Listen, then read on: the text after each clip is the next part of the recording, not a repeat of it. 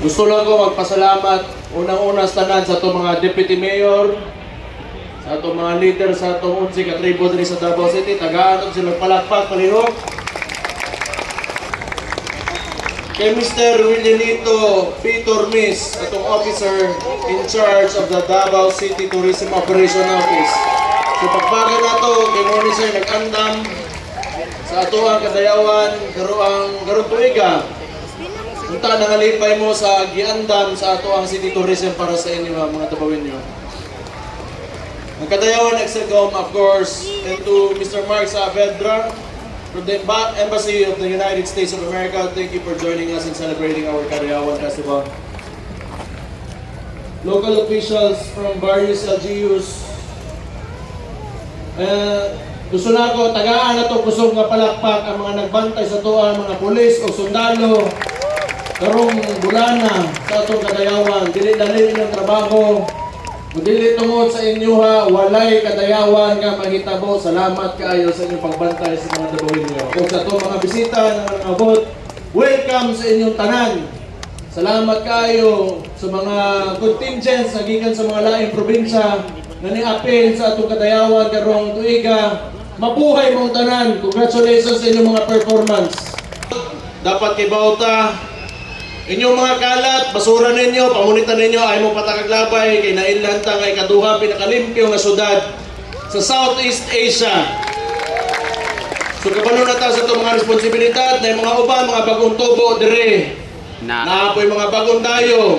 Responsibilidad na to ng mga Dabawenyo, nga tudluan na to sila kung unsa atong kultura dire. Atong kultura sa kuan, safety and security.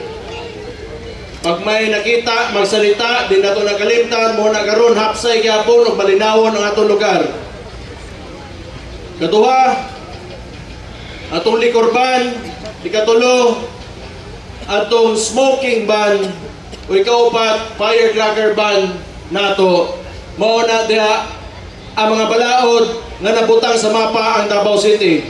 Kita mo ito kay na namuyo dire og daghang panggadungag ato silang Gakson. Kaya ang Davao,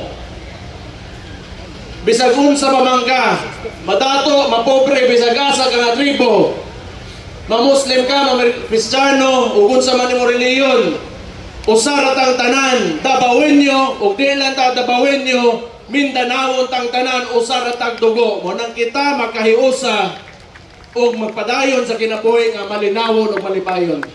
Mo kini mo itiman-an ninyo. Kay nang lang ta makasinabot, hilahi-lahi ang mga tao dire. Naay Bisaya, naay Bulanon, naatay 11 ka tribo pa. Muna importante kayo pasalamatan nato ato mga tribo. Kay kaning kita mga Bisaya o mga uban pa dire nga tayo gikan sa Visayas o sa mga ubang lugar sa Pilipinas, hinirman kini nga yuta. Muna ampingan nato kini. Importante kaayo ang ampingan nato. Kay maoning balay nila nga ilang gitugtan ta nga mahimo pong balay nato. Timanin ninyo, mo nang respetuha inyong lugar.